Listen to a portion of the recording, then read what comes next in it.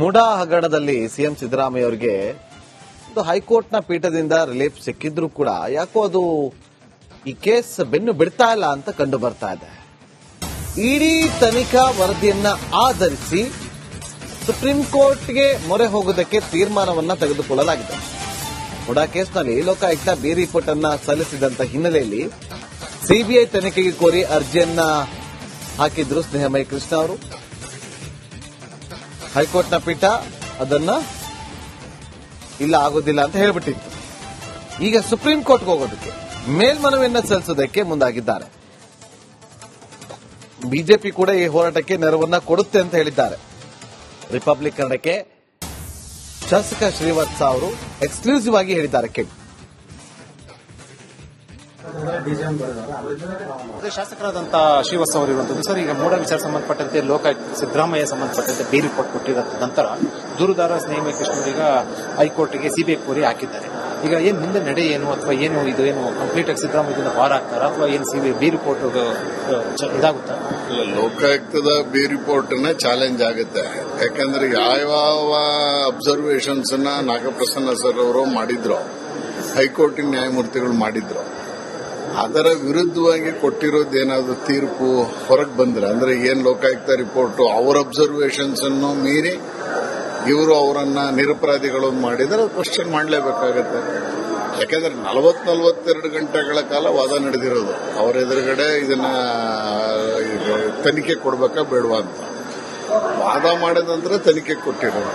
ತನಿಖೆ ಕೊಟ್ಟ ಮೇಲೆ ನಾಗಪ್ರಸನ್ನ ಅವರ ಅಬ್ಸರ್ವೇಷನ್ ಇವರು ಧಿಕ್ಕರಿಸ್ತಾರೆ ಅಂದ್ರೆ ಹೇಗಾಗುತ್ತೆ? ಆ ಅಬ್ಸರ್ವೇಷನ್ ತಕ್ಕಂತೆನೇ ತನಿಖೆ ಮಾಡಬೇಕು. ಇವ್ರು ಹೇಳ್ತಾರೆ A1 ನಿಂದ A4 ನಾವು ತನಿಖೆ ಮಾಡಿದೀವಿ.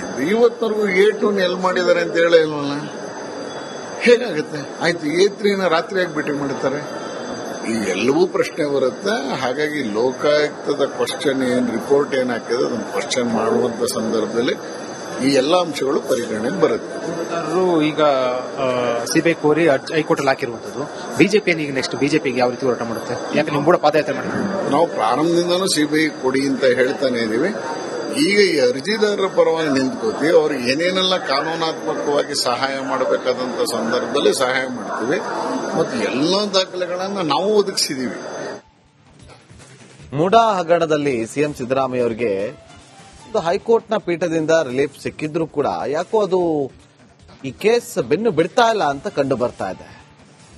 ಇಡೀ ತನಿಖಾ ವರದಿಯನ್ನ ಆಧರಿಸಿ ಸುಪ್ರೀಂ ಕೋರ್ಟ್ಗೆ ಮೊರೆ ಹೋಗೋದಕ್ಕೆ ತೀರ್ಮಾನವನ್ನ ತೆಗೆದುಕೊಳ್ಳಲಾಗಿದೆ. ಮುಡಾ ಕೇಸ್ನಲ್ಲಿ ಲೋಕಾಯುಕ್ತ ಬಿ ರಿಪೋರ್ಟ್ ಅನ್ನ ಸಲ್ಲಿಸಿದಂತ ಹಿನ್ನೆಲೆಯಲ್ಲಿ ಸಿಬಿಐ ತನಿಖೆಗೆ ಕೋರಿ ಅರ್ಜಿಯನ್ನ ಹಾಕಿದ್ರು ಸ್ನೇಹಮಯಿ ಕೃಷ್ಣ ಅವರು. ಹೈಕೋರ್ಟ್ನ ಪೀಠ ಅದನ್ನ ಇಲ್ಲ ಆಗೋದಿಲ್ಲ ಅಂತ ಹೇಳ್ಬಿಟ್ಟಿತ್ತು. ಈಗ ಸುಪ್ರೀಂ ಕೋರ್ಟ್ಗೆ ಹೋಗೋದಕ್ಕೆ ಮೇಲ್ಮನವಿಯನ್ನ ಸಲ್ಲಿಸೋದಕ್ಕೆ ಮುಂದಾಗಿದ್ದಾರೆ. ಬಿಜೆಪಿ ಕೂಡ ಈ ಹೋರಾಟಕ್ಕೆ ನೆರವನ್ನ ಕೊಡುತ್ತೆ ಅಂತ ಹೇಳಿದ್ದಾರೆ. ರಿಪಬ್ಲಿಕ್ ಕನ್ನಡಕ್ಕೆ ಶಾಸಕ ಶ್ರೀವತ್ಸ ಅವರು ಎಕ್ಸ್ಕ್ಲೂಸಿವ್ ಆಗಿ ಹೇಳಿದ್ದಾರೆ. ಕೇಳಿ. ಶಾಸಕರಾದಂತಹ ಶ್ರೀವತ್ಸ ಅವರು ಇರುವಂತದ್ದು ಸರ್, ಈಗ ಮೂಡ ವಿಚಾರ ಸಂಬಂಧಪಟ್ಟಂತೆ ಲೋಕಾಯುಕ್ತ ಸಿದ್ದರಾಮಯ್ಯ ಸಂಬಂಧಪಟ್ಟಂತೆ ಬಿ ರಿಪೋರ್ಟ್ ಕೊಟ್ಟಿದ ನಂತರ ದೂರುದಾರ ಸ್ನೇಹಮಯಿ ಕೃಷ್ಣರಿಗೆ ಹೈಕೋರ್ಟ್ಗೆ ಸಿಬಿಐ ಕೋರಿ ಹಾಕಿದ್ದಾರೆ. ಈಗ ಏನ್ ಮುಂದೆ ನಡೆ ಏನು ಅಥವಾ ಏನು ಇದು ಏನು ಕಂಪ್ಲೀಟ್ ಆಗಿ ಸಿದ್ದರಾಮಯ್ಯದಿಂದ ಬಾರ್ ಆಗ್ತಾರಾ ಅಥವಾ ಏನು ಸಿಬಿಐ ಬಿ ರಿಪೋರ್ಟ್ ಇದಾಗುತ್ತಾ? ಲೋಕಾಯುಕ್ತದ ಬಿ ರಿಪೋರ್ಟ್ ಚಾಲೆಂಜ್ ಆಗುತ್ತೆ. ಯಾಕಂದ್ರೆ ಯಾವ ಅಬ್ಸರ್ವೇಷನ್ಸ್ ನಾಗಪ್ರಸನ್ನ ಸರ್ ಅವರು ಮಾಡಿದ್ರು, ಹೈಕೋರ್ಟಿನ ನ್ಯಾಯಮೂರ್ತಿಗಳು ಮಾಡಿದ್ರು, ಅದರ ವಿರುದ್ಧವಾಗಿ ಕೊಟ್ಟಿರೋದೇನಾದ್ರೂ ತೀರ್ಪು ಹೊರಗೆ ಬಂದ್ರೆ, ಅಂದ್ರೆ ಏನ್ ಲೋಕಾಯುಕ್ತ ರಿಪೋರ್ಟ್ ಅವರ ಅಬ್ಸರ್ವೇಷನ್ಸ್ ಅನ್ನು ಮೀರಿ ಇವರು ಅವರನ್ನ ನಿರಪರಾಧಿಗಳು ಮಾಡಿದ್ರೆ ಕ್ವಶನ್ ಮಾಡಲೇಬೇಕಾಗತ್ತೆ. ಯಾಕಂದ್ರೆ 42 ಗಂಟೆಗಳ ಕಾಲ ವಾದ ನಡೆದಿರೋದು. ಅವರ ಎದುರುಗಡೆ ಇದನ್ನ ತನಿಖೆ ಕೊಡ್ಬೇಕಾ ಬೇಡವಾ ಅಂತ ವಾದ ಮಾಡಿದ ನಂತರ ತನಿಖೆ ಕೊಟ್ಟಿರೋದು. ತನಿಖೆ ಕೊಟ್ಟ ಮೇಲೆ ನಾಗಪ್ರಸನ್ನ ಅವರ ಅಬ್ಸರ್ವೇಷನ್ ಇವರು ಧಿಕ್ಕರಿಸ್ತಾರೆ ಅಂದ್ರೆ ಹೇಗಾಗುತ್ತೆ? ಆ ಅಬ್ಸರ್ವೇಷನ್ ತಕ್ಕಂತೆನೇ ತನಿಖೆ ಮಾಡಬೇಕು. ಇವ್ರು ಹೇಳ್ತಾರೆ A1 ನಿಂದ A4 ನಾವು ತನಿಖೆ ಮಾಡಿದೀವಿ. ಇವತ್ತಿನವರೆಗೂ A2 ಎಲ್ಲಿ ಮಾಡಿದ್ದಾರೆ ಅಂತ ಹೇಳಿಲ್ವಲ್ಲ, ಹೇಗಾಗುತ್ತೆ? ಆಯ್ತು, A3 ರಾತ್ರಿಯಾಗಿ ಭೇಟಿ ಮಾಡ್ತಾರೆ. ಈ ಎಲ್ಲವೂ ಪ್ರಶ್ನೆ ಬರುತ್ತೆ. ಹಾಗಾಗಿ ಲೋಕಾಯುಕ್ತದ ಕ್ವಶನ್ ರಿಪೋರ್ಟ್ ಏನ್ ಹಾಕಿದೆ ಅದನ್ನು ಕ್ವಶನ್ ಮಾಡುವಂತ ಸಂದರ್ಭದಲ್ಲಿ ಈ ಎಲ್ಲ ಅಂಶಗಳು ಪರಿಗಣನೆಗೆ ಬರುತ್ತೆ. ದೂರುದಾರರು ಈಗ ಸಿಬಿಐ ಕೋರಿ ಹೈಕೋರ್ಟಲ್ಲಿ ಹಾಕಿರುವಂತದ್ದು ಬಿಜೆಪಿ ಈಗ ನೆಕ್ಸ್ಟ್ ಬಿಜೆಪಿಗೆ ಯಾವ ರೀತಿ ಹೋರಾಟ ಮಾಡುತ್ತೆ? ಯಾಕೆ ನಿಮ್ಮ ಕೂಡ ಪಾದಯಾತ್ರೆ ಮಾಡಿದ್ರು? ನಾವು ಪ್ರಾರಂಭದಿಂದನೂ ಸಿಬಿಐ ಕೊಡಿ ಅಂತ ಹೇಳ್ತಾನೆ ಇದೀವಿ. ಈಗ ಈ ಅರ್ಜಿದಾರರ ಪರವಾಗಿ ನಿಂತ್ಕೋತೀವಿ. ಅವ್ರಿಗೆ ಏನೇನೆಲ್ಲ ಕಾನೂನಾತ್ಮಕವಾಗಿ ಸಹಾಯ ಮಾಡಬೇಕಾದಂತ ಸಂದರ್ಭದಲ್ಲಿ ಸಹಾಯ ಮಾಡ್ತೀವಿ ಮತ್ತು ಎಲ್ಲ ದಾಖಲೆಗಳನ್ನ ನಾವು ಒದಗಿಸಿದೀವಿ.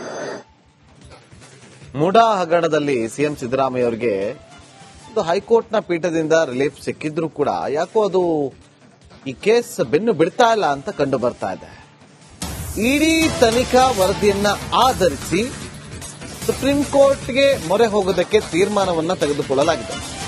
ಮುಡಾ ಕೇಸ್ನಲ್ಲಿ ಲೋಕಾಯುಕ್ತ ಬಿ ರಿಪೋರ್ಟ್ ಅನ್ನ ಸಲ್ಲಿಸಿದಂತ ಹಿನ್ನೆಲೆಯಲ್ಲಿ ಸಿಬಿಐ ತನಿಖೆಗೆ ಕೋರಿ ಅರ್ಜಿಯನ್ನ ಹಾಕಿದ್ರು ಸ್ನೇಹಮಯಿ ಕೃಷ್ಣ ಅವರು.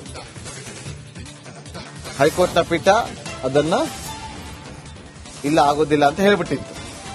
ಈಗ ಸುಪ್ರೀಂ ಕೋರ್ಟ್ಗೆ ಹೋಗೋದಕ್ಕೆ ಮೇಲ್ಮನವಿಯನ್ನ ಸಲ್ಲಿಸೋದಕ್ಕೆ ಮುಂದಾಗಿದ್ದಾರೆ. ಬಿಜೆಪಿ ಕೂಡ ಈ ಹೋರಾಟಕ್ಕೆ ನೆರವನ್ನ ಕೊಡುತ್ತೆ ಅಂತ ಹೇಳಿದ್ದಾರೆ. ರಿಪಬ್ಲಿಕ್ ಕನ್ನಡಕ್ಕೆ ಶಾಸಕ ಶ್ರೀವತ್ಸ ಅವರು ಎಕ್ಸ್ಕ್ಲೂಸಿವ್ ಆಗಿ ಹೇಳಿದ್ದಾರೆ. ಶಾಸಕರಾದಂತಹ ಶ್ರೀವತ್ಸ ಅವರು ಇರುವಂತದ್ದು ಸರ್, ಈಗ ಮೂಡ ವಿಚಾರ ಸಂಬಂಧಪಟ್ಟಂತೆ ಲೋಕಾಯುಕ್ತ ಸಿದ್ದರಾಮಯ್ಯ ಸಂಬಂಧಪಟ್ಟಂತೆ ಬಿ ರಿಪೋರ್ಟ್ ಕೊಟ್ಟಿರೋ ನಂತರ ದೂರುದಾರ ಸ್ನೇಹಮಯಿ ಕೃಷ್ಣವರಿಗೆ ಹೈಕೋರ್ಟ್ಗೆ ಸಿಬಿಐ ಕೋರಿ ಹಾಕಿದ್ದಾರೆ. ಈಗ ಏನ್ ಮುಂದೆ ನಡೆ ಏನು ಅಥವಾ ಏನು ಇದು ಏನು ಕಂಪ್ಲೀಟ್ ಆಗಿ ಸಿದ್ದರಾಮಯ್ಯದಿಂದ ಪಾರ ಆಗ್ತಾರ ಅಥವಾ ಏನು ಸಿಬಿಐ ಬಿ ರಿಪೋರ್ಟ್ ಇದಾಗುತ್ತಾ? ಲೋಕಾಯುಕ್ತದ ಬಿ ರಿಪೋರ್ಟ್ ಚಾಲೆಂಜ್ ಆಗುತ್ತೆ. ಯಾಕಂದ್ರೆ ಯಾವ ಅಬ್ಸರ್ವೇಷನ್ಸ್ ನಾಗಪ್ರಸನ್ನ ಸರ್ ಅವರು ಮಾಡಿದ್ರು, ಹೈಕೋರ್ಟಿನ ನ್ಯಾಯಮೂರ್ತಿಗಳು ಮಾಡಿದ್ರು, ಅದರ ವಿರುದ್ಧವಾಗಿ ಕೊಟ್ಟಿರೋದೇನಾದ್ರೂ ತೀರ್ಪು ಹೊರಗೆ ಬಂದ್ರೆ, ಅಂದ್ರೆ ಏನ್ ಲೋಕಾಯುಕ್ತ ರಿಪೋರ್ಟ್ ಅವರ ಅಬ್ಸರ್ವೇಷನ್ಸ್ ಅನ್ನು ಮೀರಿ ಇವರು ಅವರನ್ನ ನಿರಪರಾಧಿಗಳು ಮಾಡಿದ್ರೆ ಕ್ವಶನ್ ಮಾಡಲೇಬೇಕಾಗತ್ತೆ. ಯಾಕಂದ್ರೆ 42 ಗಂಟೆಗಳ ಕಾಲ ವಾದ ನಡೆದಿರೋದು. ಅವರ ಎದುರುಗಡೆ ಇದನ್ನ ತನಿಖೆ ಕೊಡ್ಬೇಕಾ ಬೇಡವಾ ಅಂತ ವಾದ ಮಾಡಿದ ನಂತರ ತನಿಖೆ ಕೊಟ್ಟಿರೋದು. ತನಿಖೆ ಕೊಟ್ಟ ಮೇಲೆ ನಾಗಪ್ರಸನ್ನ ಅವರ ಅಬ್ಸರ್ವೇಷನ್ ಇವರು ಧಿಕ್ಕರಿಸ್ತಾರೆ ಅಂದ್ರೆ ಹೇಗಾಗುತ್ತೆ? ಆ ಅಬ್ಸರ್ವೇಷನ್ ತಕ್ಕಂತೆನೇ ತನಿಖೆ ಮಾಡಬೇಕು. ಇವ್ರು ಹೇಳ್ತಾರೆ A1 ನಿಂದ A4 ನಾವು ತನಿಖೆ ಮಾಡಿದೀವಿ. ಇವತ್ತಿನವರೆಗೂ A2 ಎಲ್ಲಿ ಮಾಡಿದ್ದಾರೆ ಅಂತ ಹೇಳೇ ಇಲ್ವಲ್ಲ. ಹೇಗಾಗುತ್ತೆ? ಆಯ್ತು, A3 ರಾತ್ರಿಯಾಗಿ ಭೇಟಿ ಮಾಡ್ತಾರೆ. ಈ ಎಲ್ಲವೂ ಪ್ರಶ್ನೆ ಬರುತ್ತೆ. ಹಾಗಾಗಿ ಲೋಕಾಯುಕ್ತದ ಕ್ವಶನ್ ರಿಪೋರ್ಟ್ ಏನ್ ಹಾಕಿದ್ರೆ ಅದನ್ನು ಕ್ವಶನ್ ಮಾಡುವಂತ ಸಂದರ್ಭದಲ್ಲಿ ಈ ಎಲ್ಲ ಅಂಶಗಳು ಪರಿಗಣನೆಗೆ ಬರುತ್ತೆ. ದೂರುದಾರರು ಈಗ ಸಿಬಿಐ ಕೋರಿ ಹೈಕೋರ್ಟಲ್ಲಿ ಹಾಕಿರುವಂತದ್ದು ಬಿಜೆಪಿ ಈಗ ನೆಕ್ಸ್ಟ್ ಬಿಜೆಪಿಗೆ ಯಾವ ರೀತಿ ಹೋರಾಟ ಮಾಡುತ್ತೆ? ಯಾಕೆ ನಿಮ್ಮ ಕೂಡ ಪಾದಯಾತ್ರೆ ಮಾಡಿದ್ರು? ನಾವು ಪ್ರಾರಂಭದಿಂದನೂ ಸಿಬಿಐ ಕೊಡಿ ಅಂತ ಹೇಳ್ತಾನೆ ಇದೀವಿ. ಈಗ ಈ ಅರ್ಜಿದಾರರ ಪರವಾಗಿ ನಿಂತ್ಕೋತೀವಿ. ಅವ್ರಿಗೆ ಏನೇನೆಲ್ಲ ಕಾನೂನಾತ್ಮಕವಾಗಿ ಸಹಾಯ ಮಾಡಬೇಕಾದಂತ ಸಂದರ್ಭದಲ್ಲಿ ಸಹಾಯ ಮಾಡ್ತೀವಿ ಮತ್ತು ಎಲ್ಲ ದಾಖಲೆಗಳನ್ನ ನಾವು ಒದಗಿಸಿದೀವಿ. ಮುಡಾ ಹಗರಣದಲ್ಲಿ ಸಿಎಂ ಸಿದ್ದರಾಮಯ್ಯ ಅವರಿಗೆ ಒಂದು ಹೈಕೋರ್ಟ್ನ ಪೀಠದಿಂದ ರಿಲೀಫ್ ಸಿಕ್ಕಿದ್ರೂ ಕೂಡ ಯಾಕೋ ಅದು ಈ ಕೇಸ್ ಬೆನ್ನು ಬಿಡ್ತಾ ಇಲ್ಲ ಅಂತ ಕಂಡು ಬರ್ತಾ ಇದೆ. ಇಡೀ ತನಿಖಾ ವರದಿಯನ್ನ ಆಧರಿಸಿ